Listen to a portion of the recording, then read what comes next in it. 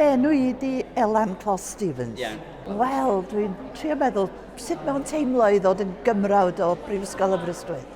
A wydych chi, mae rhywun wrth fynd yn hun, mae rhywun yn cael llawer o rhyw anrydeddau, ond does dim byd tebyg i gael eich anrydeddu gan y lle rydych chi wedi bod yn gweithio yno ar hyd y blynyddoedd.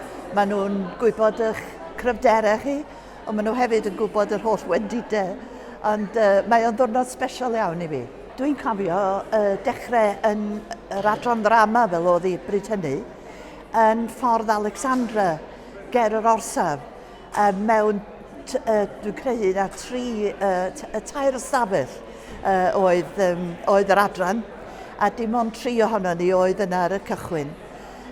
Ac wedyn, wrth gwrs, mi dyfodd, wnaethon ni i Maes Lowry, ac wedyn fyny i'r campws i adeilad T.H. Parry Williams, ac gweld twf yr adran theatr ffilm a theledu ar hyd y blynyddoedd. Mae o wedi bod yn fraint i fod yn gysylltiedig gyda'r adran, ond hefyd i weld cymaint o fyfyrwyr sydd wedi mynd yn ysgrifenwyr, yn gynhyrchwyr, yn berfformwyr, yn bobl o bwys yn y byd creadigol yng Nghymru a thu hwnt. Sut byddwn ni'n disgrifio Aberystwyth?